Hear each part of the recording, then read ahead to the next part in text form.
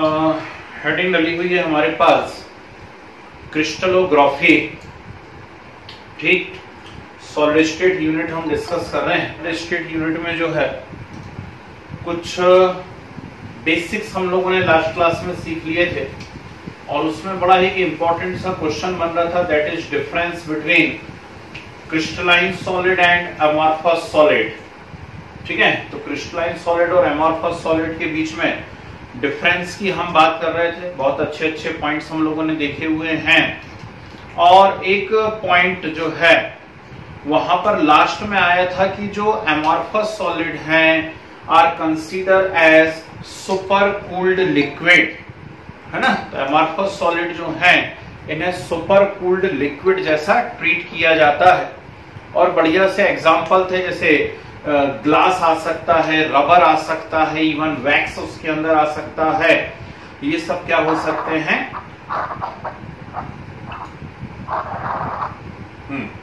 ये सभी क्या हो सकते हैं, अमॉर्फस सॉलिड हो सकते हैं, नॉन क्रिस्टलाइन। ठीक है, अब हम आज कुछ क्रिस्टलोग्राफी की बात कर रहे थे। क्रिस्टलोग्राफी के अंदर हमें क्या करना है, कुछ बेसिक टर्म्स हम लोग सीखने की कोशिश कर रहे थे। इसमें फर्स्ट जो आ रहा था that is plane of symmetry. ठीक, क्या हुआ, कुछ प्रॉब्लम है क्या?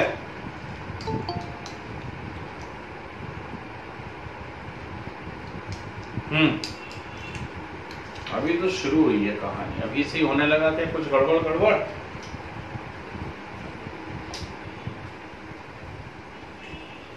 तो पहली जो हम बात सीख रहे थे वो था प्लेन ऑफ सिमेट्री। आज प्रॉपर नोट्स बनाने हैं इन सब चीजों के, इसलिए अच्छे से हमें बात करनी पड़ेगी यहां पर। तो क्या करना है, आपके पास कोई भी एक क्रिस्टल है, मान लीजिए ये क्रिस्टल है। अब इस क्रिस्टल को किसी भी एक ऐसे प्लेन से काटा जाए जिससे इसके दो इक्वल पार्ट्स बन जाएं and both parts are mirror images of each other.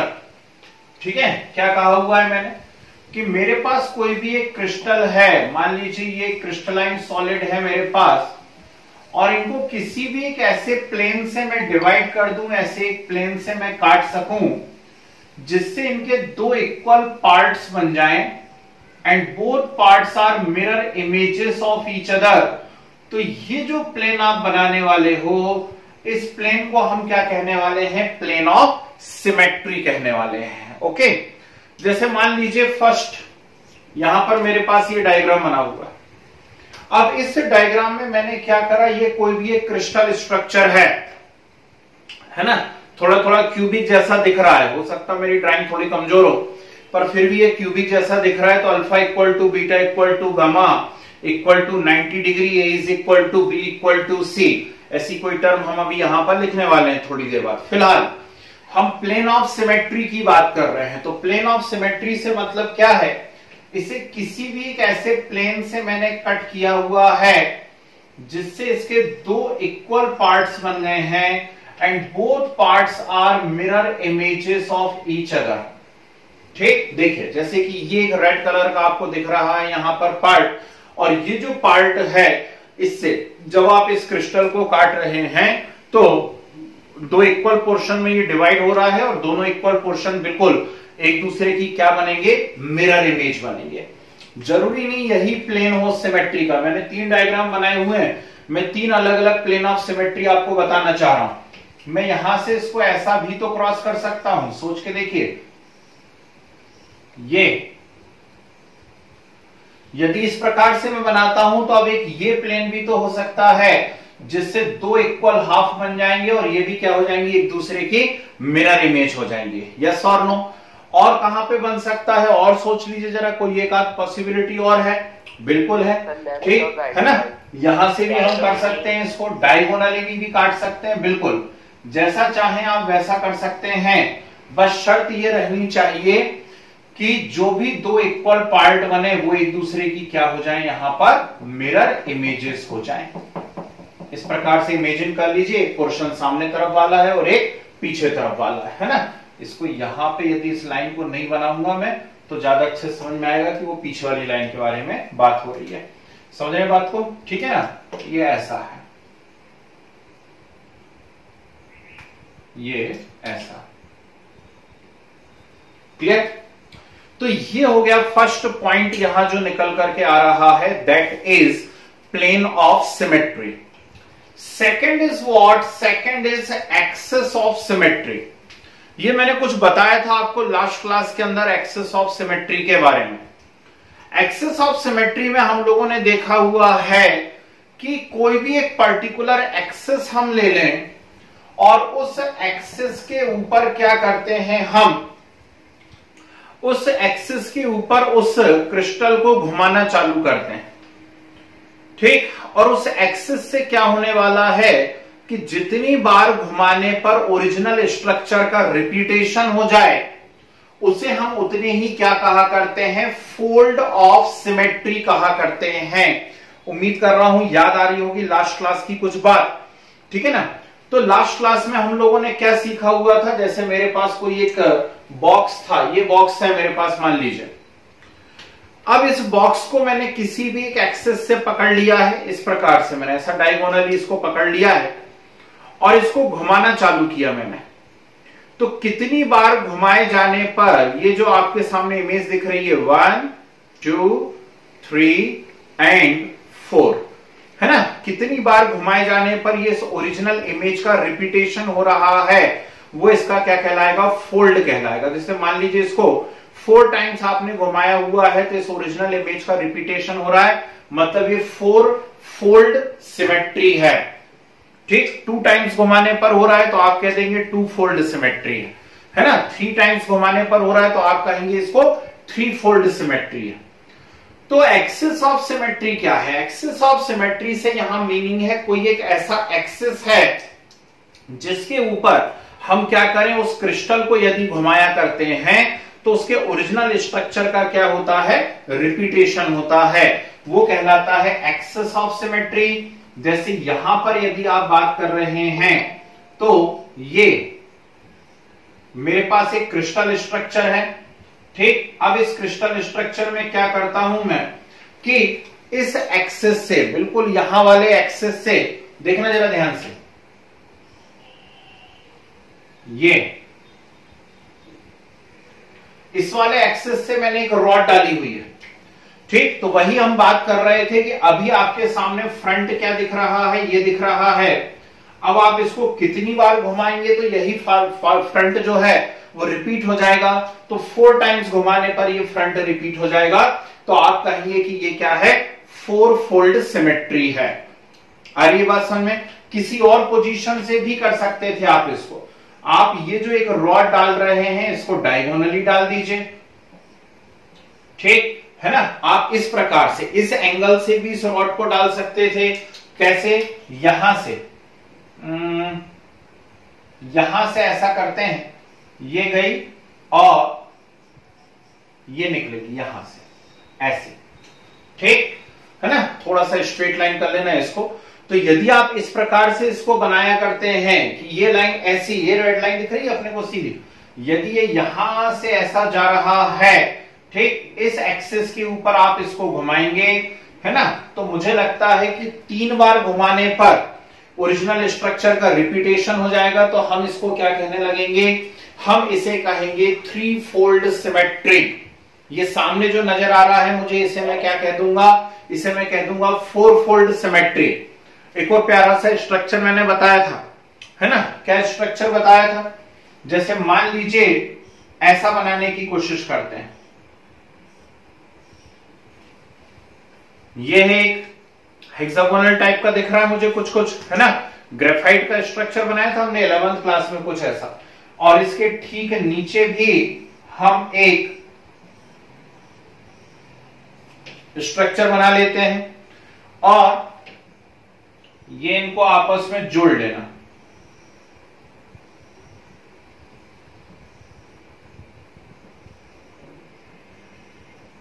इस प्रकार से अभी एक हेक्सागोनल स्ट्रक्चर दिख रहा है, हो सकता है थोड़ा आड़ा तिरछा हुआ हो, लेकिन कोई बात नहीं, बात तो समझ में आ जाएगी।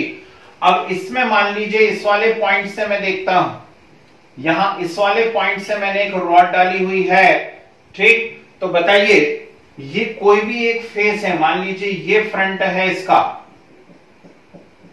ये फ्रंट है, तो कितनी बार घुमाने पे इसका रिपीटेशन हो जाएगा? तो फटाफट सब लोग बोल रहे हैं, वेरी गुड, 6 टाइम्स। 6 बार जब आप इसको घुमाएंगे तो इस ओरिजिनल ये जो सामने आपको फेस दिख रहा है इसका रिपीटेशन हो जाएगा, means it is 6 fold symmetry.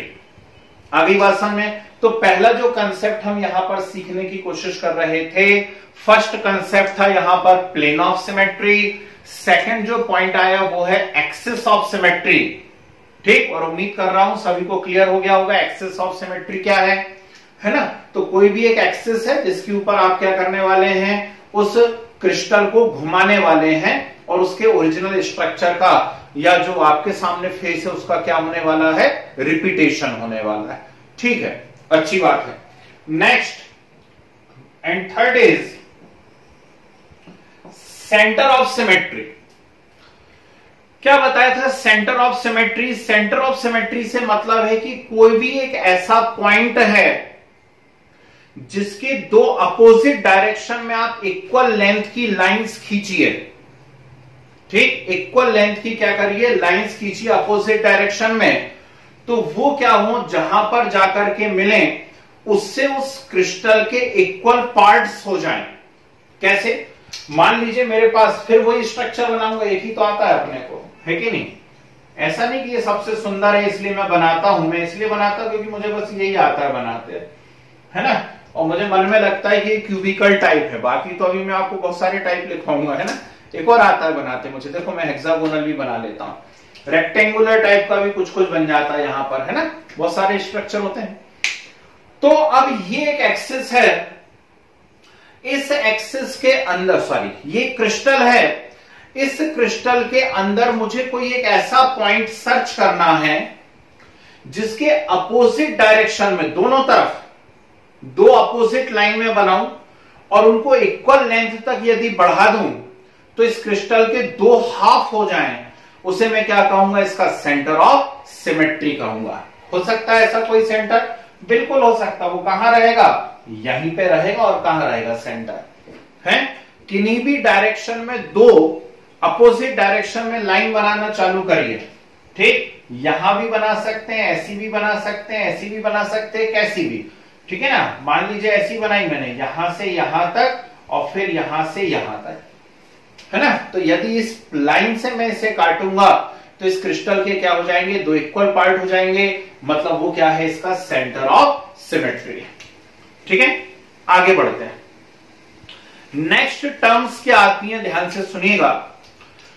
अब यहां पर एक टर्म आती है दैट इज इंटर एक्सियल, ध्यान से सुनना, inter axial angles and inter axial distance. बहुत ही काम की चीजें हैं ये। इंटर एक्सियल एंगल्स और इंटर एक्सियल डिस्टेंस क्या होती है? चलिए, फोर्थ पॉइंट यहां पर मैं आपको बता रहा हूं, एंगल्स क्या क्या होते हैं और डिस्टेंस क्या क्या होती है, इंटर एक्सियल डिस्टेंस क्या क्या होती है। ठीक, तो आप वापस से किसी भी एक हाइपोथेटिकल क्रिस्टल का स्ट्रक्चर बना लीजिए। जैसे ये क्रिस्टल स्ट्रक्चर बना हुआ है, बहुत ध्यान से सुनना अब आगे जो मैं बोलने जा रहा हूं।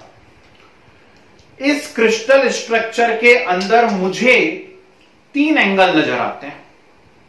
कौन कौन से 3 एंगल्स नजर आ रहे हैं मुझे इस क्रिस्टल स्ट्रक्चर के अंदर? तो ये जो फर्स्ट एंगल है इसे मैं अल्फा से रिप्रेजेंट करूंगा। ठीक, सेकंड एंगल है, इसे मैं बीटा से रिप्रेजेंट करूंगा। थर्ड एंगल है, इसे मैं गामा से रिप्रेजेंट करूंगा। ठीक है, और इसी के बेसिस पे अभी ब्रेवे नाम के एक साइंटिस्ट आएंगे, 10 मिनट बाद आपके सामने प्रकट होंगे, और वो क्या करेंगे, बहुत सारे क्रिस्टल सिस्टम बनाएंगे। तो यदि आपसे कोई भी कहता है कि इंटर एक्सियल एंगल्स क्या क्या हैं, तो इंटर एक्सियल एंगल्स इस यूनिट में हम अल्फा बीटा गामा से शो करने वाले हैं। ठीक है, जैसे हमने कहा alpha equal to beta equal to gamma equal to 90 degree, तो जैसे ही मैंने कहा alpha equal to beta equal to gamma equal to 90 degree, तो ऐसा कोई स्ट्रक्चर मेरे दिमाग में आने लगा। देखो इसमें ऑलमोस्ट, यदि मेरी ड्राइंग थोड़ी भी ठीक है तो इसमें तीनों एंगल लगभग लगभग 90 डिग्री के मुझे नजर आ रहे हैं। दूसरी बात होती है इंटर एक्सियल डिस्टेंस। ये इंटर एक्सियल डिस्टेंस क्या होती है, चलिए इसे बनाने की कोशिश करते हैं। तो ये जो लाइन है ना, ये है ना, वहां ऑलरेडी मैं कुछ लिख चुका हूं, इसलिए वहां लिखने की बजाय यहां पर लिखता हूं। ये जो लाइन दिख रही है, इसकी ये जो डिस्टेंस है, इसे हम लोग ए से शो करते हैं। कैसे बताते हैं? ए, स्मॉल ए। ये जो है इसे हम बी से बताते हैं, ओके। और ये जो है इसे आप लोग सी से बताते हैं, ठीक है। अब सोच करके देखिए, मैं आपके सामने किसी एक क्रिस्टल का स्ट्रक्चर बना रहा हूं, थोड़ा सा एक हाइपोथेटिकल इमेज बनाइए दिमाग में कि मेरे पास कोई एक क्रिस्टल है, उसमें alpha equal to beta equal to gamma equal to 90 degree है, ठीक है। मेरे पास कोई एक क्रिस्टल है, उसमें alpha equal to beta equal to gamma equal to 90 degree है and A equal to B equal to C है। बताइए ऐसा स्ट्रक्चर कौन सा होगा? बिल्कुल सही है, क्यूबिक होगा, ठीक, क्यूबिक होगा। पर यदि मान लीजिए मैं वापस से इसी बॉक्स को उठा लूं, अब इसी बॉक्स को मैंने उठा लिया है, सोच समझ करके बताइए इसमें क्या गड़बड़ हो रही है ना। या फिर आज पॉकेट में मैच बॉक्स नहीं है, नहीं तो कोई माचिस की डिबिया में उठा लेता, मैच बॉक्स उठा लेता। चलो इसी से बात करने की कोशिश करते हैं। देखो ये एक अलग टाइप का स्ट्रक्चर दिख रहा है, अल्फा बीटा गामा तीनों एंगल्स जो है वो 90 डिग्री के हैं। बोलो हाँ, अल्फा बीटा गामा तीनों 90 डिग्री के हैं। ए इक्वल टू बी है, is not equal to C. A equal to B तो है but not equal to C, ठीक। फिर मान लीजिए कोई मैच बॉक्स यदि होता, यहां आसपास दिख नहीं रही माचिस की डिबिया और आज जेब में भी नहीं है ना, तो उसको इमेजिन करके देखो मैच बॉक्स में कैसा होता है। माचिस की डिबिया में भी alpha equal to beta equal to gamma equal to 90 degree होते हैं, पर क्या उसमें A equal to B equal to C होता है? नहीं। A is not equal to B is not equal to C. ये क्या बन रहे हैं? ये अपने आप हमारे डिफरेंट क्रिस्टल स्ट्रक्चर्स बनते चले जा रहे हैं। समझ रहे बात को? ठीक है, तो ये चीज भी आपके बड़े काम आने वाली है। अभी हम सबके प्रॉपर नोट्स बनाने वाले हैं, ठीक। तो हमने 3 बातें सीखी। पहले तो हम क्रिस्टलोग्राफी सीख रहे हैं, तो क्रिस्टलोग्राफी के लिए हमें ये 3 बेसिक टर्म मालूम होनी चाहिए कि प्लेन ऑफ सिमेट्री क्या है, एक्सिस ऑफ सिमेट्री क्या है और सेंटर ऑफ सिमेट्री क्या है। इसके बाद हम इंटर एक्सियल एंगल्स और इंटर एक्सियल डिस्टेंस की बात कर रहे हैं। तो जब आप इंटर एक्सियल एंगल्स की बात करते हैं तो ये 3 एंगल आपके दिमाग में होने चाहिए, अल्फा बीटा गामा। और इंटर एक्सियल डिस्टेंस की बात करते हैं तो ये 3 डिस्टेंस आपके दिमाग में होना चाहिए, A B and C, okay. अब लास्ट 3 टर्म और बता रहा हूं और उसके बाद फिर हम नोट्स बनाते हैं। अगला देखिए, जरा ध्यान से देखना सभी लोग। मेरे पास कहीं भी किसी भी प्रकार के कंस्टिट्यूएंट पार्टिकल्स है और उन कंस्टिट्यूएंट पार्टिकल का एक रेगुलर ज्योमेट्रिकल ऑर्डर है ना। लास्ट क्लास में यदि आप लोग थे तो मैंने 4 टाइप्स ऑफ क्रिस्टल्स आपको बताए थे। 4 टाइप्स ऑफ क्रिस्टल में फर्स्ट हम लोगों ने देखा हुआ था आयोनिक क्रिस्टल, सेकंड था मॉलिक्यूलर क्रिस्टल, थर्ड था कोवेलेंट क्रिस्टल और फोर्थ वहां पर था मेटेलिक क्रिस्टल। अब उसमें कोई भी एक क्रिस्टल ले लीजिए, चलिए आयोनिक क्रिस्टल ले लीजिए। आयोनिक क्रिस्टल है तो मान लीजिए NaCl बेस्ट एग्जांपल है। तो वो जो Na और Cl का एक रेगुलर ज्योमेट्रिकल ऑर्डर होगा, आपस में जुड़ करके क्रिस्टल बनाने का वो जो कोशिश करेंगे, उस रेगुलर ज्योमेट्रिकल ऑर्डर के लिए इस यूनिट में जो आप टर्म यूज करते हैं वो टर्म होता है लैटिस। क्या बोलेंगे आप उसे? लैटिस। तो कहीं भी यदि लैटिस टर्म आ रहा है तो लैटिस का मीनिंग क्या है? लैटिस का मीनिंग है regular geometrical order of constituent particle of a crystal. ठीक, किसी भी क्रिस्टल के जो कंस्टिट्यूएंट पार्टिकल्स हैं उन कंस्टिट्यूएंट पार्टिकल का रेगुलर ज्योमेट्रिकल ऑर्डर क्या कहलाता है? लैटिस कहलाता है। LATTICE, lattice. ठीक है। अब ये जो एक लैटिस होता है, ये लैटिस क्या करते हैं, ये लैटिस छोटे छोटे कंपोनेंट से मिलकर के बना हो सकता है। जैसे मैं इस क्यूब की बात करता हूं, तो ये क्यूब जो है ये 6 फेस से मिलकर बना हुआ है ना। इतना तो साइंस सबको आता है, वैसे तो साइंस का पार्ट नहीं है ये, लेकिन फिर भी इतनी चीजें तो सबको आती हैं कि हाँ साइंस का पार्ट है। मतलब कि इस क्यूब के अंदर 6 फेस हैं, 8 कॉर्नर्स हैं। तो यदि मान लीजिए मैं मार्केट जाकर के, हाँ मैथ्स का पार्ट है, मैथ साइंस का पार्ट नहीं है क्या, मैथ साइंस। तो मान लीजिए मैं मार्केट जाकर के ऐसी प्लेट खरीद के लाऊं, ऐसी है ना, तीनों उसकी वो ABC इक्वल होनी चाहिए, और ऐसी 6 प्लेट को मैं इस प्रकार से अटैच कर दूं, एक जोड़ी फिर एक जोड़ी फिर एक जोड़ी, इधर इधर इधर इधर, तो अपने आप क्या हो जाएगा, मेरे पास एक क्यूबिकल स्ट्रक्चर बन जाएगा। बनेगा नहीं बनेगा? तो मतलब यहां क्या हो रहा है, यहां पर इस क्यूब को बनाने के लिए मेरे पास एक स्मॉलेस्ट, ध्यान से सुनना, स्मॉलेस्ट रिपीटिंग यूनिट जो है, इस क्यूब को बनाने के लिए मेरे पास जो स्मॉलेस्ट रिपीटिंग यूनिट है वो एक स्क्वायर प्लेट है। क्या है? वो एक स्क्वायर प्लेट है। उस स्मॉलेस्ट रिपीटिंग यूनिट को मैं क्या कहने वाला हूं? उस स्मॉलेस्ट रिपीटिंग यूनिट को मैं कहने वाला हूं यूनिट सेल। क्या कहूंगा? Unit cell. समझ गए? वो यूनिट सेल हम सिर्फ इमेजिन कर रहे हैं, यहां प्लेट है। वो यूनिट सेल एक क्यूब भी हो सकती है, वो यूनिट सेल कोई रेक्टेंगुलर स्ट्रक्चर हो सकती है, वो यूनिट सेल कोई हेक्सागोनल स्ट्रक्चर हो सकती है। तो ऐसे बहुत सारे हेक्सागोन अटैच हो जाएंगे। याद करिए ग्रेफाइट का स्ट्रक्चर कैसा होता है? हेक्सागोनल स्ट्रक्चर होता है ना।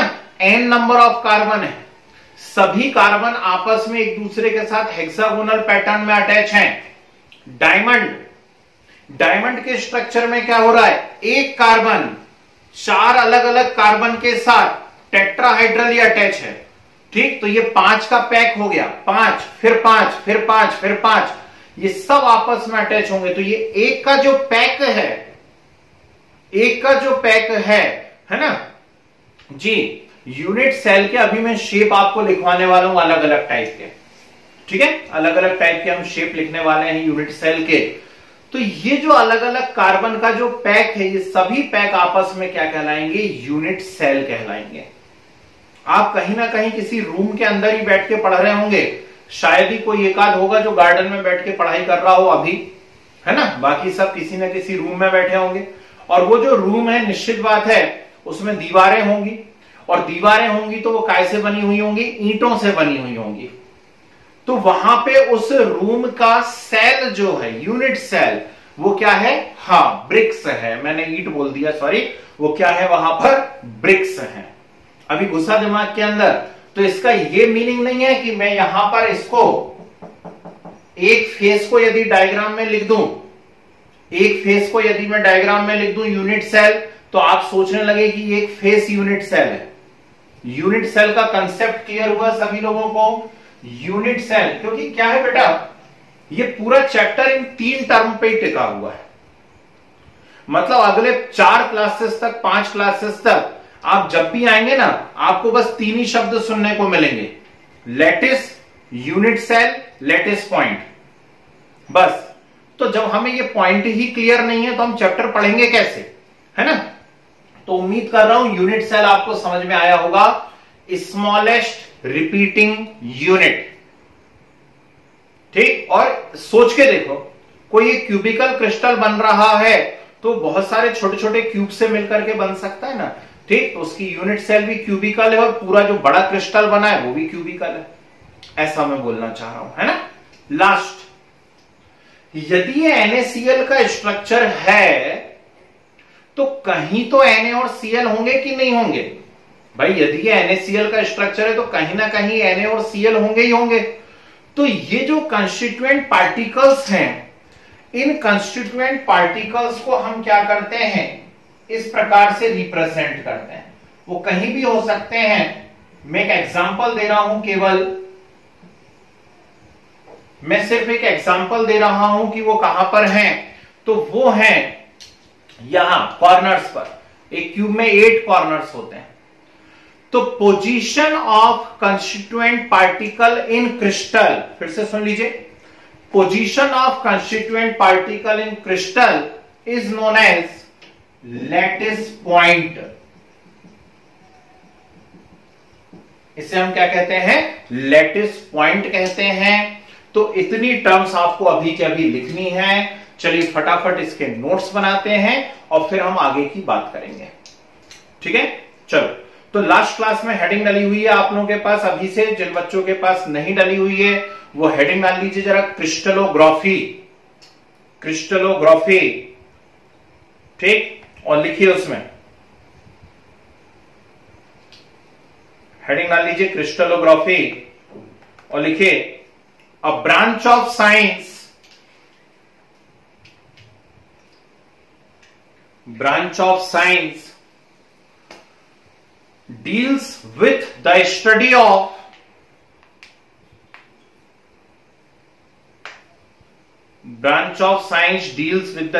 of structure, geometry and properties of crystal, structure, geometry and properties of crystal known as crystallography, known as crystallography।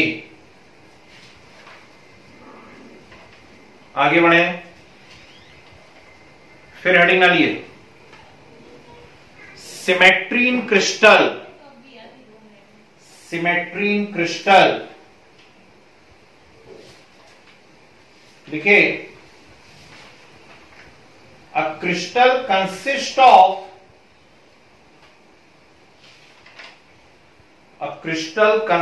Of following types of symmetry।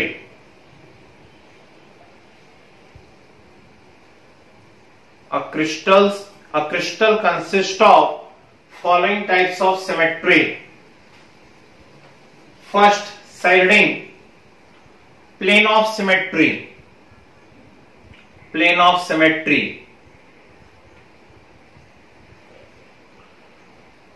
लिखिए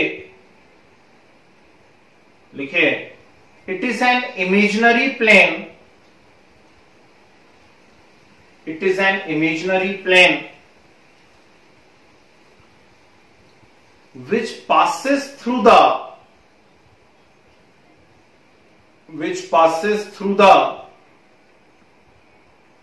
center of crystal,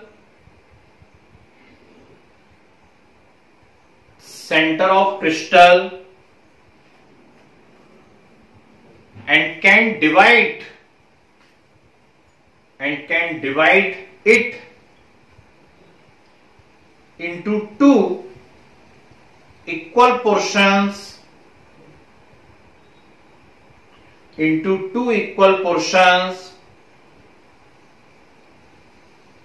which are exactly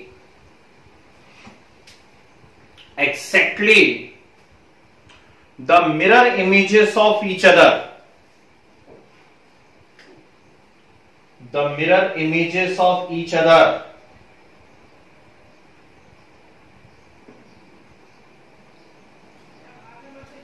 ठीक है। ये diagram बना ही लो आप साथ साथ, बाद में छोड़ने की जरूरत नहीं है, अभी बना लो, 1 मिनट तो लगेगा तीनों।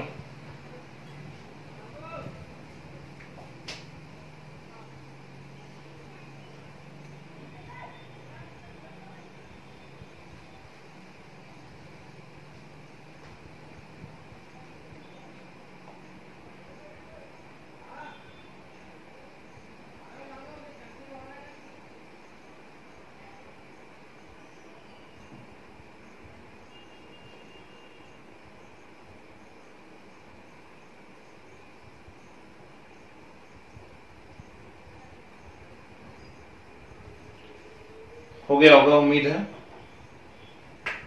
आता नहीं क्यूब बनाते तो। नेक्स्ट, एक्सिस ऑफ सिमेट्री, जैसा बन रहा वैसे बना लो। अब आप कंपटीशन करोगे मेरे से कि नहीं इतने ही सुंदर बनाने हमें भी, तो वो पॉसिबल नहीं है किसी और के लिए, मनुष्य के लिए, है ना।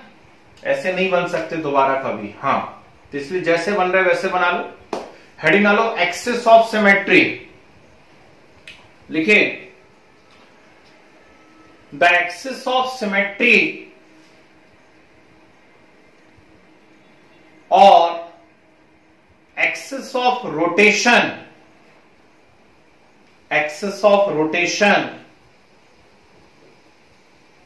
is an imaginary line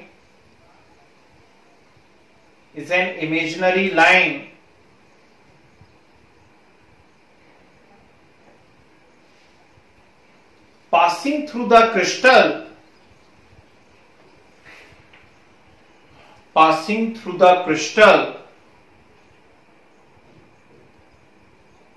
such that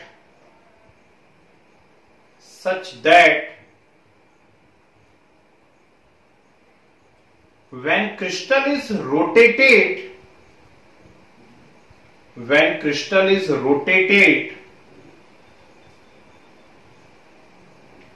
about this line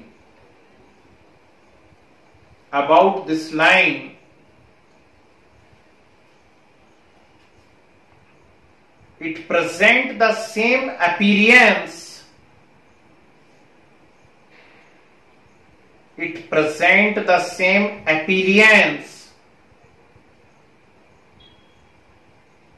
more than once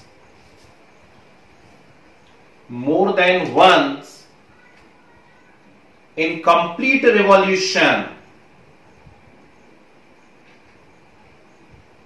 More than once in complete revolution. ठीक है, तो वो फोल्ड वाली बात लिखवाने की जरूरत तो नहीं है, समझ गए ना। कब फोल्ड कहेंगे, 2 बार घुमाने पे आता है तो 2 फोल्ड, 3 बार घुमाने पे आता है तो 3 फोल्ड। तो ये 3 डायग्राम बना लीजिए। ये 4 फोल्ड है, ये 3 फोल्ड है और ये 6 फोल्ड सिमेट्री है ना। इसको थोड़ा सीधा कर लेना। तो बोर्ड हवा चलने के कारण थोड़ा तिरछा हो गया था, आप सीधा कर लेना।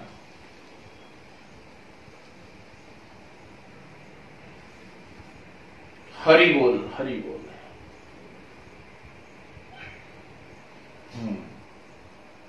तेज हवा चल रही है, आज बारिश होने वाली। Yes sir. सेकेंड वाला है 3 फोल्ड, यहां से ऐसा बनाया, इसको यहां बीच में से कहीं से डाल देते तो वो 2 फोल्ड बन जाता।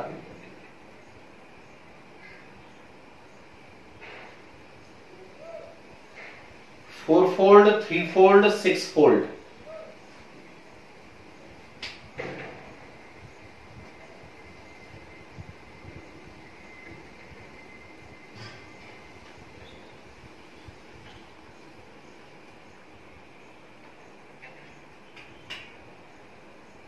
चलिए next, centre of symmetry. Centre of symmetry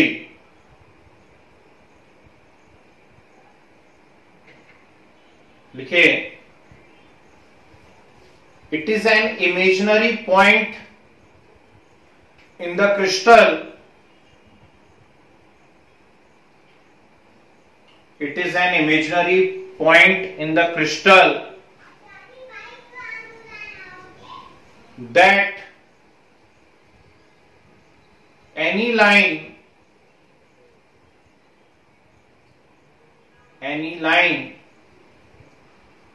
formed through it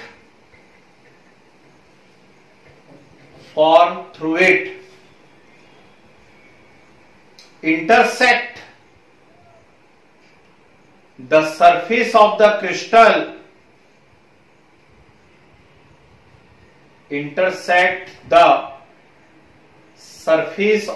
crystal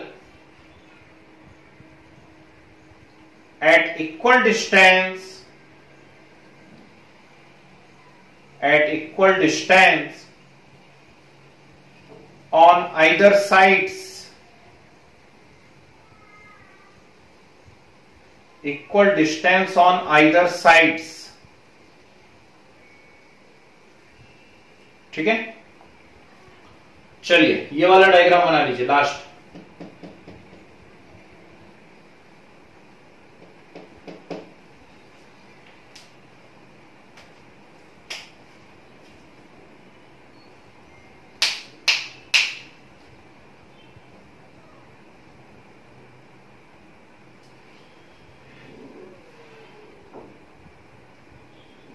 next heading,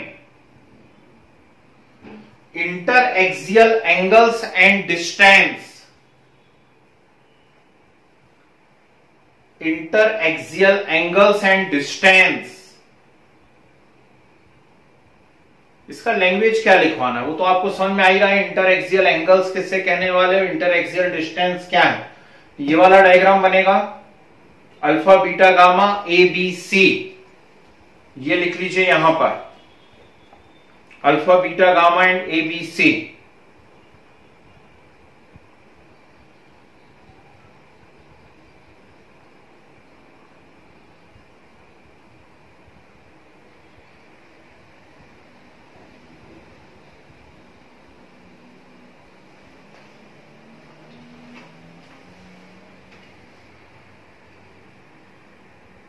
ठीक है, लिख लिए तीनों एंगल्स है ना. वो एंगल के बेसिस पे अभी हम ब्रेवे लैटिस बनाने वाले हैं, ध्यान रखना है. चलो डायरी हेडिंग, साइड हेडिंग आलो, स्पेस लैटिस. साइड हेडिंग आलिए, स्पेस लैटिस. लिखो, the regular arrangement of constituent particles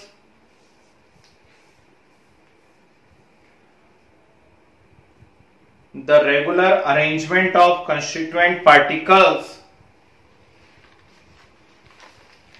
in 3 dimension, the regular arrangement of constituent particles in 3 dimension is known as space lattice or crystal lattice.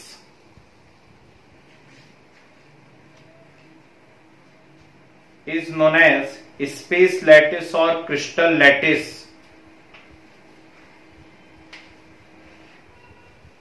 फिर heading, lattice point.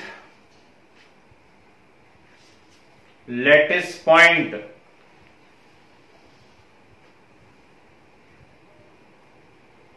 लिखे, the position of constituent particles, the position of constituent particles in space lattice, the position of constituent particles in space lattice denoted by points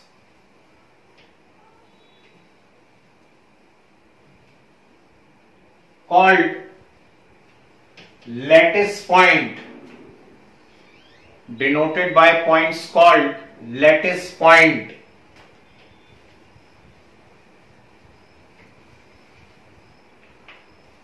फिर heading, unit cell, the position of constituent particles in lattice या space lattice denoted by points called lattice point.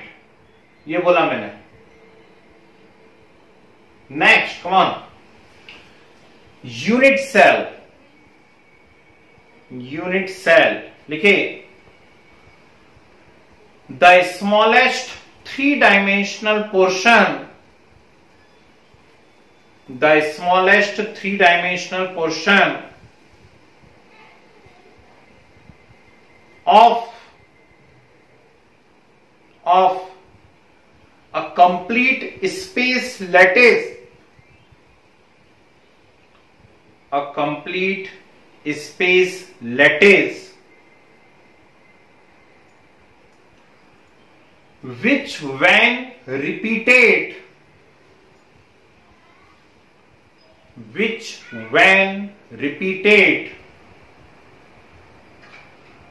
over and again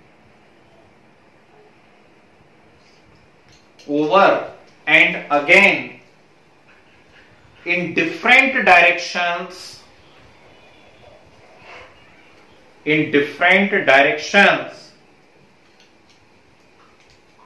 form a complete space lattice,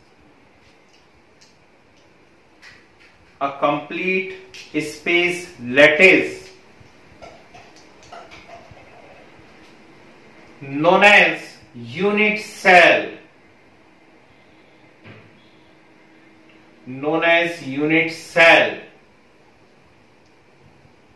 ठीक है। तो वो face नहीं है, वो पूरा का पूरा एक क्यूब यूनिट सेल है।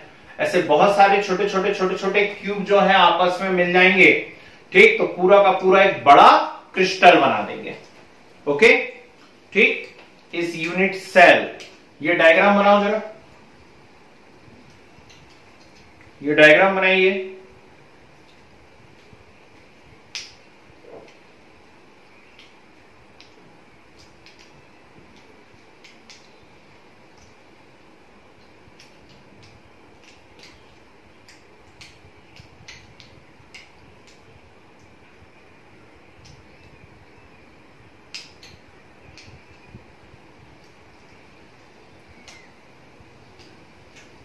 और एरो का साइन बना के लिखिए parameters of unit cell, parameters of unit cell.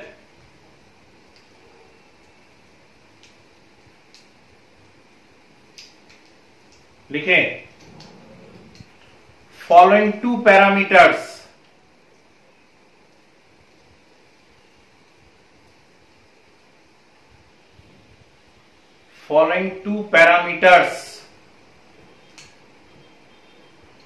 first, its dimensions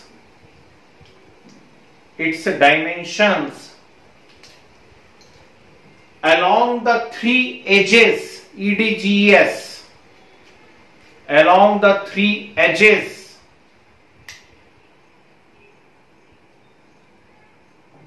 denoted by A, B and C, small, denoted by A, B and C.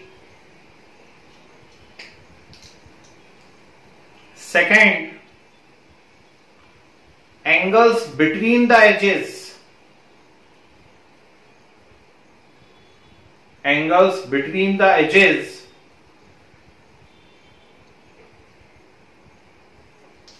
denoted by alpha, beta and gamma,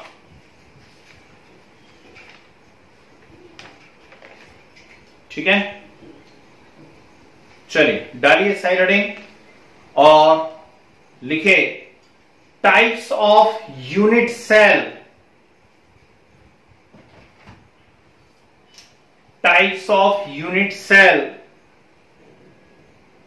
और crystal system.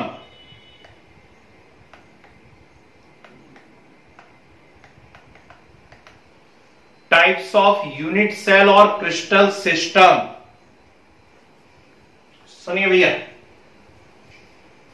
Most important लगा लेना इसके ऊपर। और अब चूंकि MCQ type का question paper आपके सामने है ना, मल्टीपल चॉइस क्वेश्चंस आने वाले हैं। आईआईटी भी लगातार बदलाव कर रहा है, नीट भी लगातार चीजों को बदल रहा है। और मैं पहले भी बोल चुका हूं कि अच्छे बदलाव कुछ है, अच्छे चेंजेस यदि कुछ हैं तो फिर उनको आगे लंबे समय तक रिपीट किया जाएगा। ये जो सीबीएसई ने नया पैटर्न बनाया है बेस्ट है, सबसे शानदार। आप दिसंबर में एक पेपर ले लीजिए एमसीक्यू टाइप का, और रिमेनिंग पेपर जो है रिमेनिंग पोर्शन का आप मार्च अप्रैल में ले लीजिए, है ना। तो फिर कॉम्पिटिटिव की भी एक बहुत अच्छी तैयारी हो जाएगी आपकी दिसंबर तक।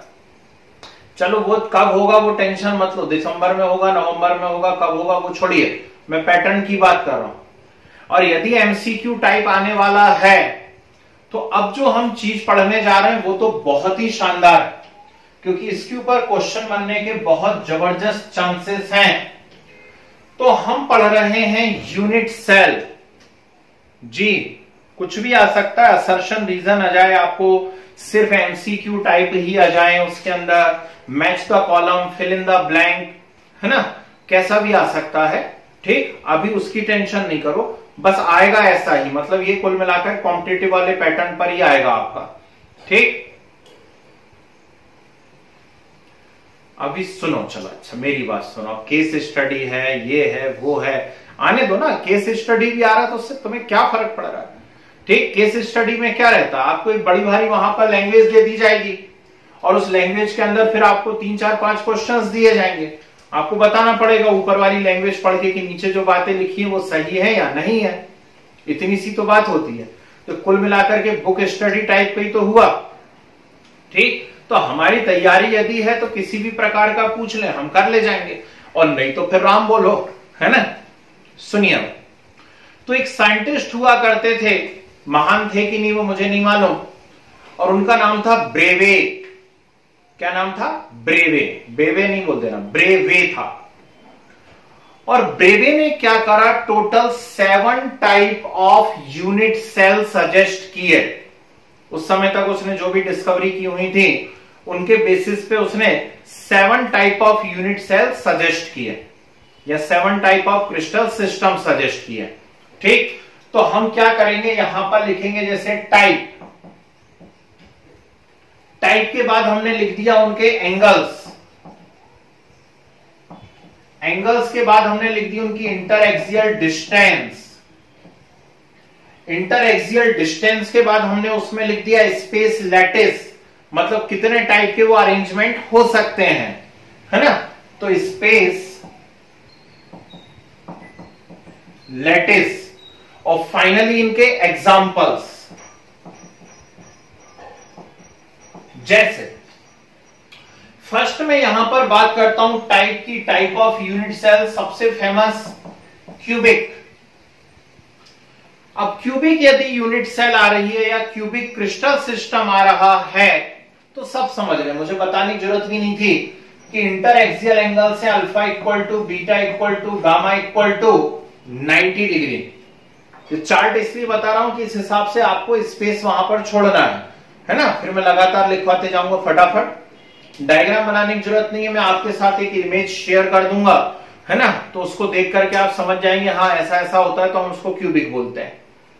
Inter axial distance A is equal to B equal to C, बिल्कुल सही है। स्पेस लैटिस कितने बनते हैं, इसके स्पेस लैटिस 3 बना करते हैं। कौन कौन से 3 स्पेस लैटिस बनते हैं वो हम 15 मिनट बाद पढ़ेंगे। किसी को नाम मालूम है कौन कौन से 3 स्पेस लैटिस बनते हैं? हुआ है ना स्कूल्स में, या पहले भी पढ़ा हुआ, बताओ। इसमें 3 स्पेस लैटिस बनते हैं। Very good. Body centre, face centre, and centre. SCC, BCC and FCC। And centre इसमें नहीं आता, है ना। तो simple cubic crystal, body centred cubic crystal and face centred cubic crystal, ऐसे 3 स्पेस लैटिस बना करते हैं। और फिर हम एग्जांपल्स लिख लेंगे ढेर सारे। ओके, तो चलिए ये चार्ट बनाइए जरा अपनी कॉपी के अंदर ऐसा फटाफट, एक बार में सुनना, ए ऊ आ नहीं करेगा कोई भी।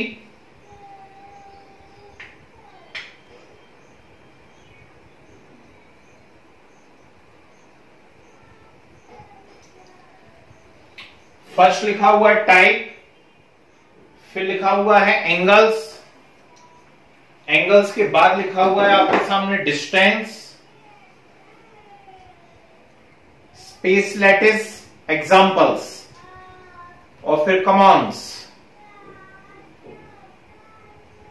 करें शुरू। फर्स्ट लिखे cubic, cubic alpha equal to beta equal to gamma equal to 90 degree, A equal to B equal to C, space lattice 3, नाम लिखने की जरूरत नहीं है, space lattice 3, examples NaCl, KCl, alum, diamond, ZnS,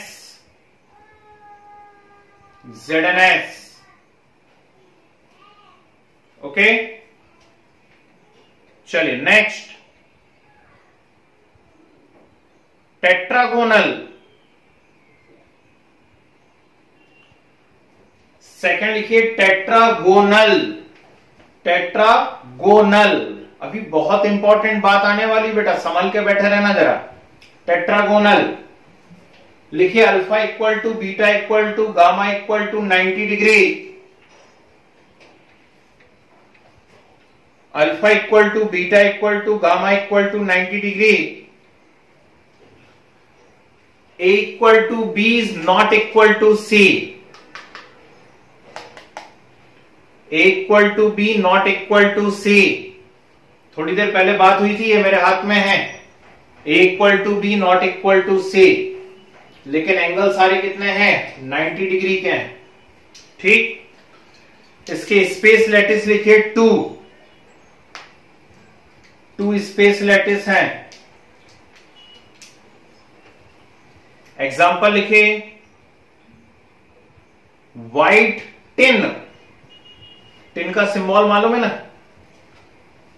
white tin, comma SnO2,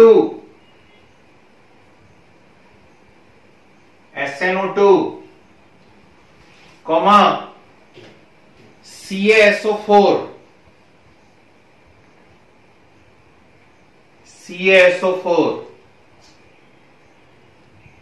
next important लगा के लिखिए आर्थोरोम्बिक,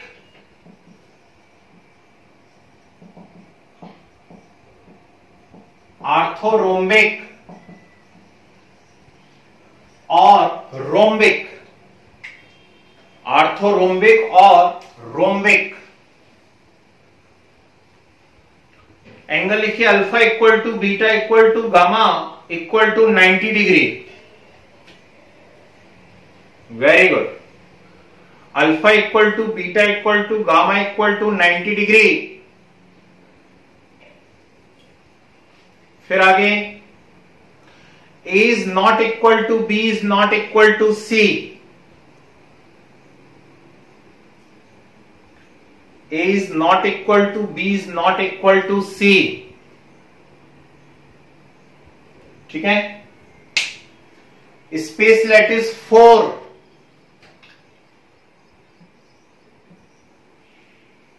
space lattice 4।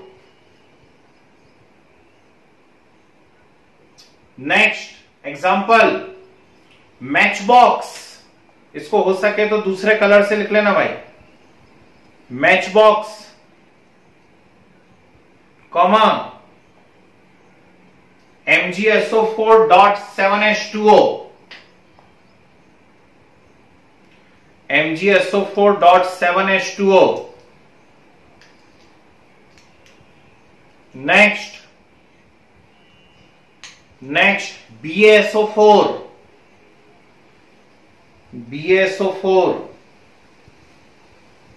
और रोम्बिक सल्फर नहीं लिखा हो तो लिख लेना, CaCO3 भी इसी कैटेगरी में आएगा। रोम्बिक सल्फर नहीं लिखा हो तो लिख लीजिए।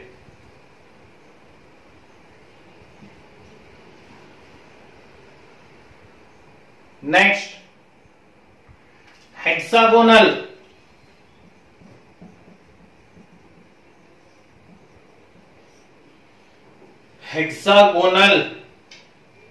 लिखिए alpha equal to beta equal to 90 degree, alpha equal to beta equal to 90 degree, gamma equal to 120 degree, alpha equal to beta equal to 90 degree, gamma equal to 120 degree. Distance में लिखे A is equal to B is not equal to C, A is equal to B is not equal to C। Space lattice 1, space lattice 1, ठीक है। Example लिखो, graphite, graphite, ice, ice, cinnabar, CINNABAR, CINNABAR, cinnabar, very good, HGS, HGS, ठीक है। सही। Next लिखे, next लिखे monoclinic, monoclinic,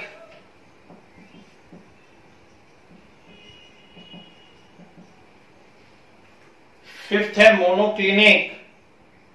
लिखिए इसमें alpha equal to gamma, alpha equal to gamma equal to 90 degree, beta not equal to 90 degree, beta not equal to 90 degree, ठीक है। A is not equal to B is not equal to C,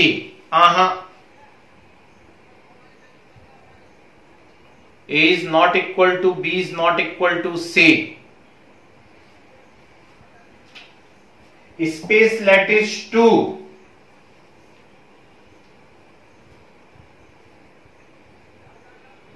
space lattice 2।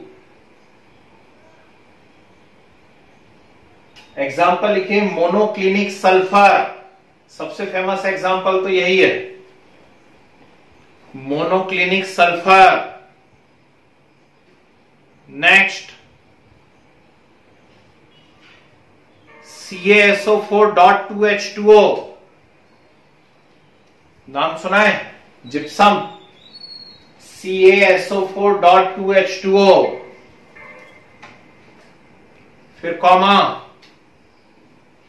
Borax नाम सुना है, borax, Na2B4O7.10H2O,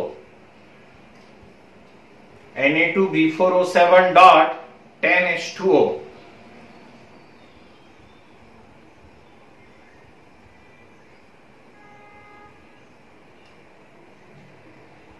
फिर एक और example लिख लीजिए इसी में, ग्लोबल सॉल्ट, GLAUBER, ध्यान से लिखना नहीं तो कर दो, ग्लोबल सॉल्ट, मालूम है, याद है फार्मूला, देखिए ग्लोबल सॉल्ट Na2SO4.10H2O, Na2SO4.10H2O, है ना। अच्छा है, अच्छा है। चलिए खत्म करते हैं, एक और लिख लीजिए जल्दी से, ट्राइक्लिनिक लास्ट में लिखेंगे अपन, है ना। रोम्बोहाइड्रल, रोम्बोहाइड्रल और ट्राइगोनल,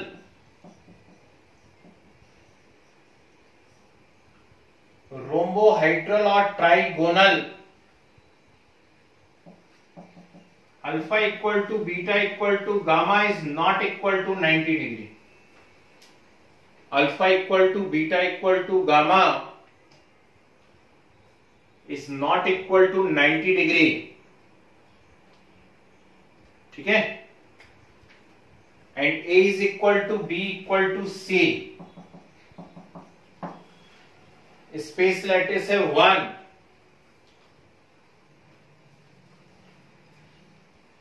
एग्जाम्पल लिख लीजिए quartz, quartz, calcite, quartz, calcite. ठीक है, लास्ट ट्राइक्लिनिक,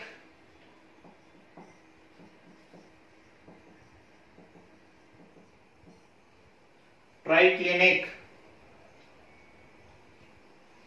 ये बड़ा मजेदार है। लिखे alpha is not equal to beta is not equal to gamma is not equal to 90 degree.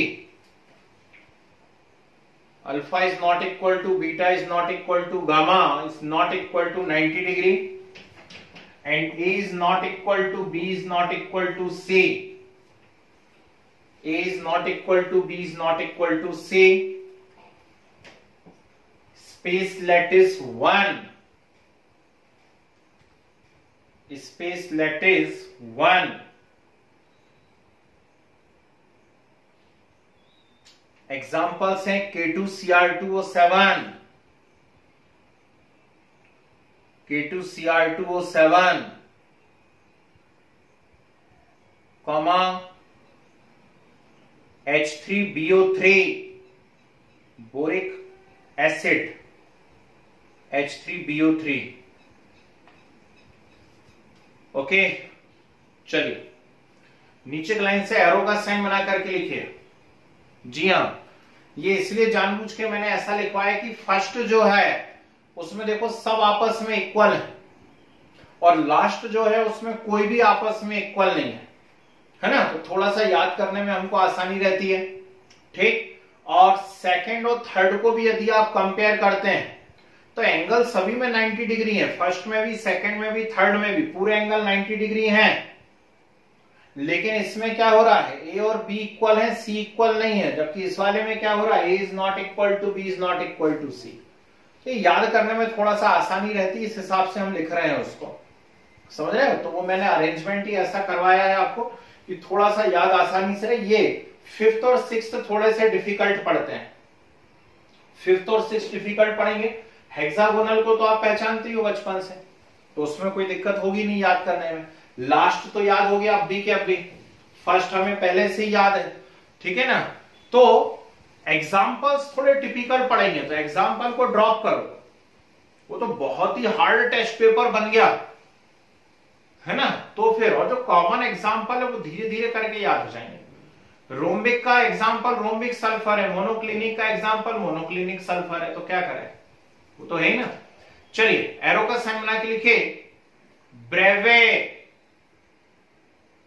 ब्रेवे prepared these 7 unit cell or crystal system,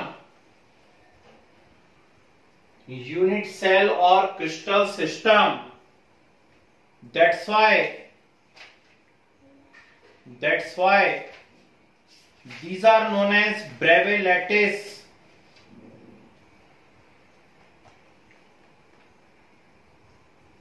that's why these are known as Breve lattice.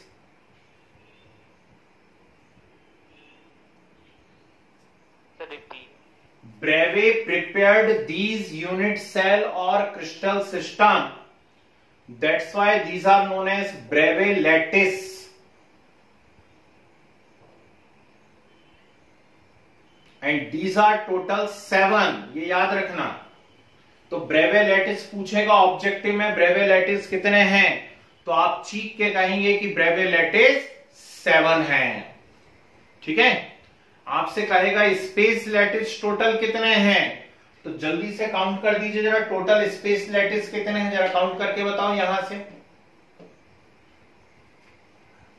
करो 14, लिखिए इस बात को भी, and total space lattice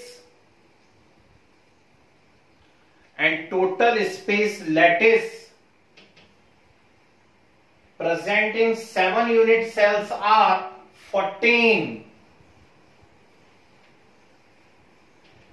Presenting 7 unit cells are 14. Okay, तो ये है यहां पे कहानी जो आपको मालूम होनी चाहिए, ठीक है ना। नहीं, अभी तक जो डिस्कवर है स्ट्रक्चर वो यही 7 ब्रेवे लैटिस है भैया, ठीक है। यदि क्रिस्टल सिस्टम बनना है तो 7 ब्रेवे लैटिस ही माने जाते हैं, ये आपको ध्यान रखना है, ठीक। चलिए, अब कुछ बड़ा ही इंपॉर्टेंट सा यहां पर चालू होने वाला है, बहुत ही इंपॉर्टेंट सी कोई चीज आने वाली है, और यह है टाइप्स ऑफ क्यूबिक लैटिस, ठीक है, या क्यूबिक क्रिस्टल सिस्टम। हेडिंग डाल दीजिए, फिर मैं बोर्ड पे एक्सप्लेन करता हूं पूरी चीजें। डालिए हेडिंग, मोस्ट इंपॉर्टेंट लगा के हेडिंग डालिए, types of cubic crystal system. Types of cubic crystal system. यहां देखिए, अभी जैसे थोड़ी देर पहले हमारी बात हुई थी कि क्यूबिक क्रिस्टल सिस्टम के अंदर 3 स्पेस लैटिस बना करते हैं, ठीक है। क्यूबिक क्रिस्टल सिस्टम के अंदर 3 स्पेस लैटिस बना करते हैं। अब वो कौन कौन से 3 स्पेस लैटिस होते हैं? तो फर्स्ट उसके अंदर होता है SCC, second one is BCC and third one is FCC। Means simple cubic crystal, body centred cubic crystal and face centred cubic crystal. ढेर सारे क्वेश्चंस, आज पूरा डायग्राम और इससे रिलेटेड मैं आपको ट्रिक सिखा रहा हूं। ये ट्रिक सीख जाओगे तो नेक्स्ट क्लास में इसके ऊपर हम कम से कम 8 से 10 न्यूमेरिकल्स करेंगे, है ना। पर पहले डायग्राम और ट्रिक सीखिए। तो सिंपल क्यूबिक सिस्टम की बात करते हैं, सिंपल क्यूबिक क्रिस्टल की बात करते हैं, तो कुछ नहीं है, हमें मालूम है कि क्रिस्टल के अंदर 6 फेस होते हैं और 8 कॉर्नर्स होते हैं। 6 फेस एंड 8 कॉर्नर। तो हम कहेंगे व्हेन 8 लैटिस पॉइंट्स, सुनो इंग्लिश में, when 8 lattice points are present at 8 corner of cube, when 8 lattice points are present at 8 corner of cube, it is known as SCC, that is simple cubic crystal. Okay. Second, BCC। BCC के अंदर क्या होगा, ध्यान से देखिएगा, when 8 unit cells, when 8 lattice point are present at 8 corner of cube, when 8 lattice points are present at 8 corner of cube and 1 lattice point present at center of cube and 1 lattice point present at center of cube, it is known as what? BCC। तो दोनों में difference समझ में आ रहा है। इसमें सिर्फ 8 corner पर 8 पॉइंट है, इसमें 8 कॉर्नर पर तो है ही, साथ में फेस के सेंटर में भी, फेस नहीं बोलना चाहिए, क्यूब के सेंटर में भी क्या है, एक पॉइंट है। Okay. Next, FCC, face centred. समझना बाबू, इसमें क्या होता है,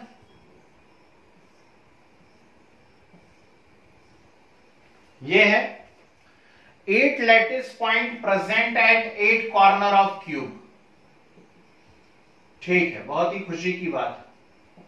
8 lattice point present at 8 corner of cube and 6 point present at center of 6 face, है ना। मतलब 1 point at center of each face। Her face के सेंटर में एक एक पॉइंट ढूंढ ढूंढ के लगाना। इस तरफ वाली फेस का सेंटर ये है, इस तरफ वाली फेस का सेंटर ये है, ऊपर वाली का सेंटर ये है, नीचे ये है सामने वाली, इसका सेंटर, ये सामने जो फेस नजर आ रही है इसका सेंटर यहां कहीं आएगा, इमेजिन करके, और पीछे वाली का सेंटर यहां कहीं आएगा। बोलो हां, ठीक। तो हर फेस के सेंटर में कितने पॉइंट हो गए? यहां पर 6 पॉइंट्स हो गए, है ना। हर से फेस के सेंटर में एक एक पॉइंट है, तो टोटल क्या हो गया? यहां पर 6 सेंटर बन गए, ठीक है ना जी। सेंटर में कोई पॉइंट नहीं होता, सिर्फ हर फेस के सेंटर में एक एक पॉइंट होता है। क्यूब के सेंटर में कोई पॉइंट नहीं होता। क्यूब के सेंटर में पॉइंट केवल कहां पर होता है? बीसीसी में होता है। आई यहां तक बात समझ में, ठीक है ना। अब आगे देखिए, अब जो मैं न्यूमेरिकल आपको करवाऊंगा उसकी ट्रिक आपको सिखा रहा हूं, बहुत ध्यान से सीख लेना भाई, और ऐसे ही करना है, इसी ट्रिक से करना है। अपना नया कोई आविष्कार, नई डिस्कवरी नहीं करेगा कोई भी, जो मैं बता रहा हूं वो काम करेंगे। आपको निकालना रहता है number of atoms per unit cell, ठीक। क्या कैलकुलेट करना है आपको?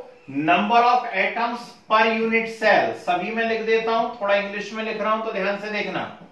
Number of atoms per unit cell, और यहां भी number of atoms per unit cell, ठीक है। अब number of atoms per unit cell के लिए क्या आप ट्रिक यूज करेंगे? तो ये अपनी ट्रिक है, बांटना नहीं, पब्लिक में जाकर के बांट दो, नहीं तो आप पता चला सब गरीबों में कि ले लो ट्रिक, ले लो 10-10 रुपए में। इसकी ट्रिक क्या होती है number of atom per unit cell measure करने की? Nc/8 plus Nf/2 plus Ni/1 plus Nec/4, ठीक। क्या बोला है मैंने? ध्यान से रिपीट करो और 3 बार रिपीट करो। क्या बोला हुआ है मैंने? Nc/8 plus Nf/2 plus Ni/1 plus Nec/4। अब तो याद हुआ कि अभी भी नहीं हो पाया? जोर से बोलो, Nc/8 Nf/2 Ni/1 Nec/4, ठीक। अब भावनाओं को समझो। What is Nc? Nc is number at corner. Nc क्या है? यहां पे नंबर एट कॉर्नर है। What is Ni? Ni is number inside, मतलब इस क्रिस्टल के अंदर कितने नंबर है। Nf is number at face, face के सेंटर में कितने नंबर है, ठीक है। एंड Nec बड़ा इंपॉर्टेंट है, Nec इज एज सेंटर, ठीक। मैं लिखवाऊंगा अभी आपको कि किसी भी क्रिस्टल के अंदर 6 फेस होते हैं, 8 कॉर्नर होते हैं और 12 एजेस होती हैं। फिर से बोलूं, 6 फेस होते हैं, 8 कॉर्नर होते हैं, 12 एजेस होती हैं।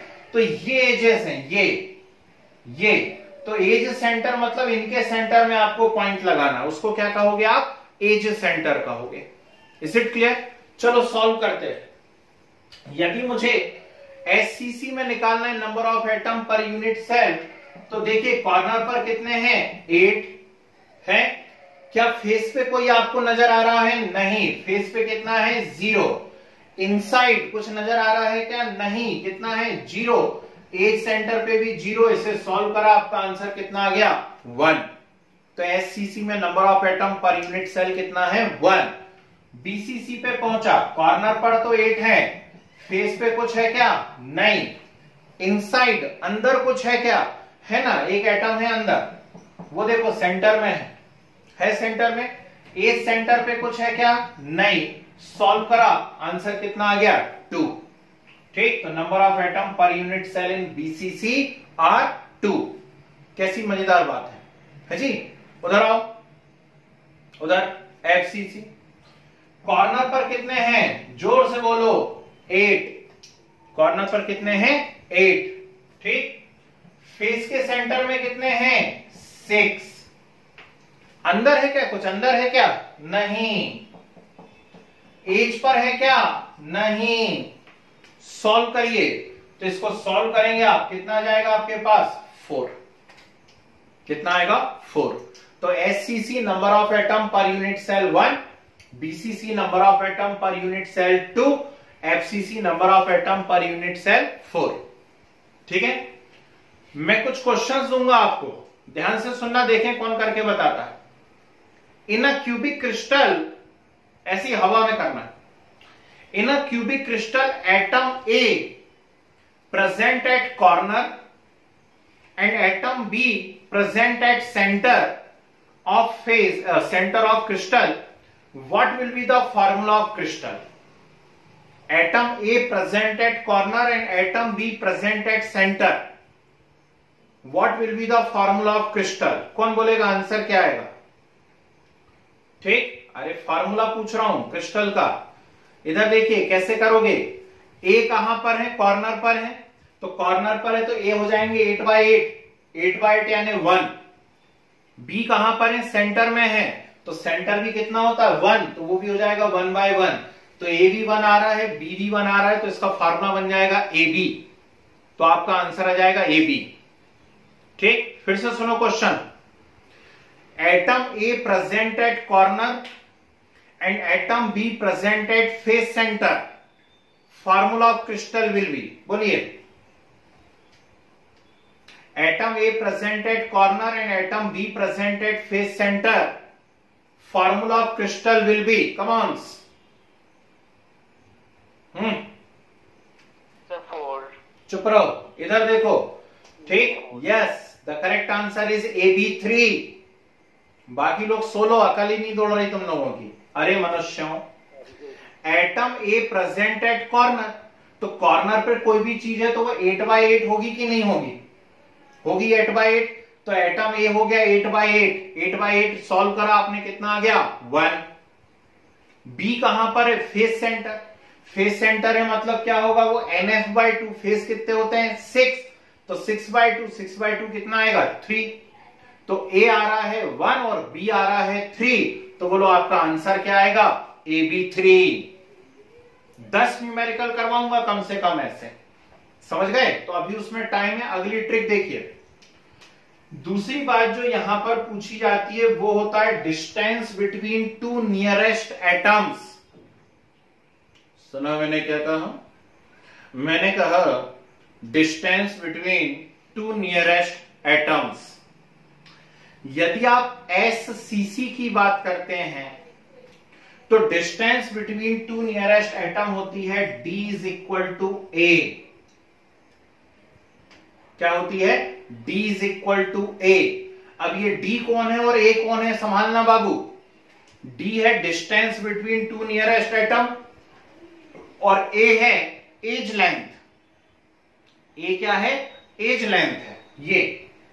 ठीक, तो D है distance between 2 nearest atom, A क्या है? एज लेंथ है ना? तो SCC के लिए फॉर्मूला बनता है। अब हम आते हैं इसके ऊपर BCC पर। तो BCC पे डिस्टेंस बिटवीन 2 नियरेस्ट एटम याद है किसी को तो बता दो, शाबाश। ये इनके डेरिवेशन होते हैं बकायदा, लेकिन आपका करना डेरिवेशन का है ना। A/2 नहीं होता भाई साहब, ये होता है D = √3A/2। ठीक, FCC में यदि है कोई तो FCC के लिए आपको याद करना पड़ेगा D = A/√2। ठीक है, याद कर लो अब भी क्या भी, आप लोग सभी टॉपर हैं मैं जानता हूं, सट से याद होती हैं आपको चीजें। तो SCC में D = A, BCC में D = √3A/2, FCC में D = A/√2।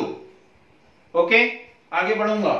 Next, radius of atom.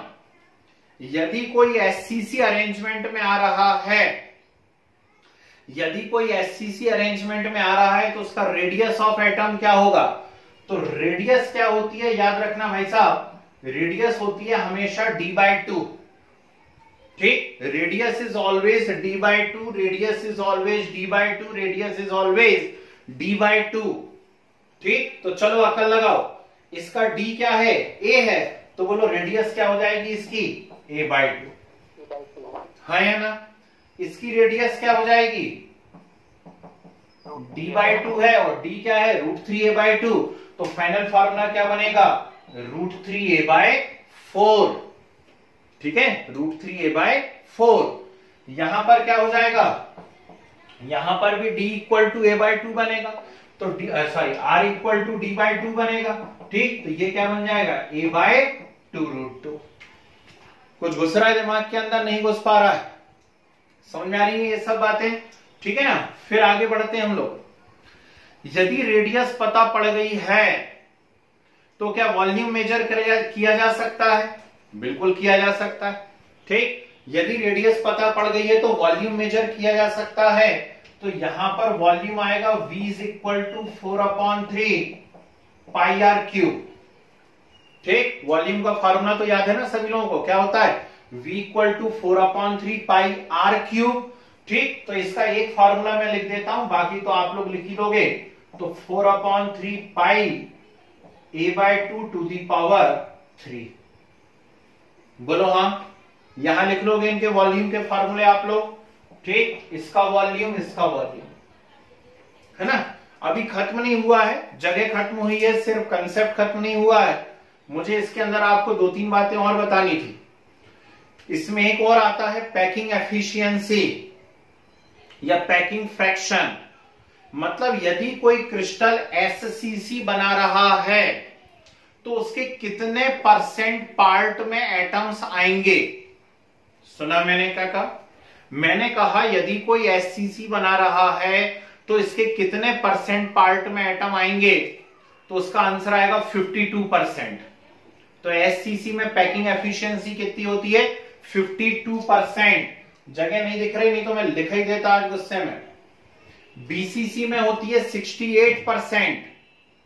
कितनी होती है पैकिंग एफिशिएंसी, 68% होती है। ठीक, यहां पर कितनी होती है, 52% होती है। और यदि कोई FCC बना रहा है तो FCC के अंदर पैकिंग एफिशिएंसी, FCC में पैकिंग एफिशिएंसी होती है 74%। कितना होता है, 74%। यानी क्रिस्टल का जितना भी परसेंटेज टोटल है उसके 74% पार्ट में कौन आ जाएंगे, एटम्स आ जाएंगे। यदि वो किस अरेंजमेंट में है, FCC अरेंजमेंट में। आई या नहीं आई? ठीक, अच्छा मैं उल्टा पूछ लूं, मैं आपसे पूछ लूं परसेंटेज वॉइड। क्या पूछ लूं मैं आपसे, परसेंटेज वॉइड। वॉइड बोले तो क्या होता है, वॉइड यानी होता है खाली जगह, है ना। ठीक, देखा होगा आपने, तो खाली जगह की बात कर रहे हैं हम लोग। तो 100 माइनस पैकिंग फ्रैक्शन, बिल्कुल सही बताया भाई साहब ने। तो यहां पे कितना जाएगा, आई थिंक नियरली 48%। यदि SCC है तो कितना % खाली पड़ा रहेगा, 48। ठीक, यहां पे यदि मैं बात करता हूं तो 32, और यहां पर बात करता हूं तो कितना, 26। आई कुछ कुछ बात समझ में? तो बेटा मजाक मस्ती में मत ले लेना इस यूनिट को, है ना, नहीं तो उड़न छू कर देगी आपको ये वाली यूनिट। खतरनाक है और जबरदस्त क्वेश्चन है जो MCQ में आ सकते हैं या किसी भी पैटर्न पर आ सकते हैं। तो आज फिलहाल हम इतने नोट्स तो बनाएं। ठीक, तो अगली क्लास जो रहेगी इनके ऊपर हम ढेर सारे न्यूमेरिकल्स करने वाले हैं, और न्यूमेरिकल के बाद फिर हम क्लोज पैकिंग में एंटर कर जाएंगे। तो close packing in 2 dimension, close packing in 3 dimension. ठीक है, ज्यादा बड़ी यूनिट नहीं है, लेकिन फिर भी अभी दो क्लास या 3 क्लास तो चलेगी। चलिए, हेडिंग डाला हुआ है टाइप्स ऑफ क्यूबिक क्रिस्टल। लिखो, a cube consist of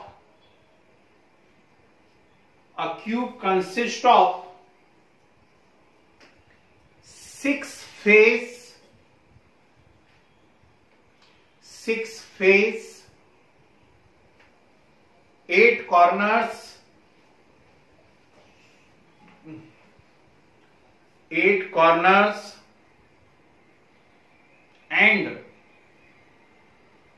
12 edge, 12 edge। फिर एरो बना के लिखिए,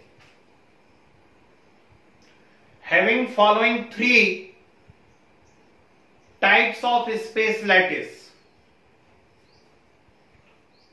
having following 3 types of space lattice.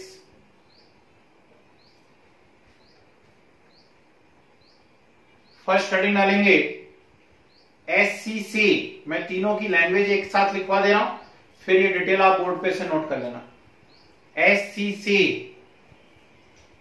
लिखिए, when 8 lattice points present at when 8 lattice points present at 8 corner of cube,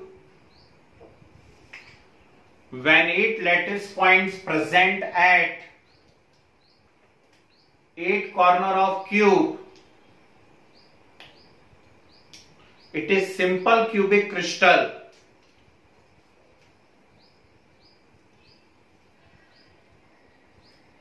It is simple cubic crystal. अच्छा है, अच्छा है। फिर हेडिंग डालिए BCC। BCC लिखिए, when 8 lattice point present at when 8 lattice points present at 8 corner of cube,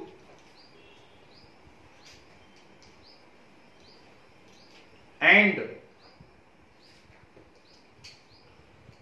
1 point at center of cube,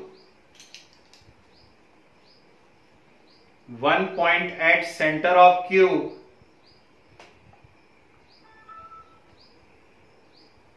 it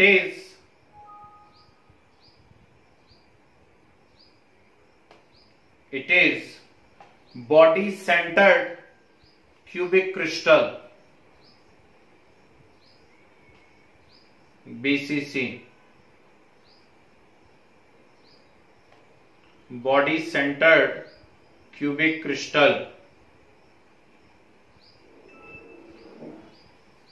next heading FCC।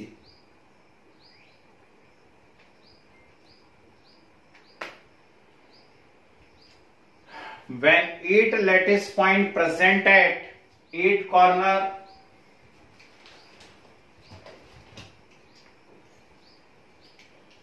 and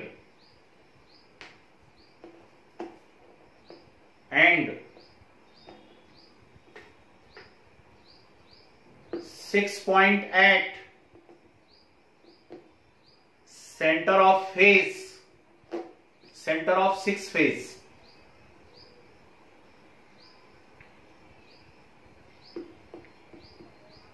center of 6 face, the arrangement is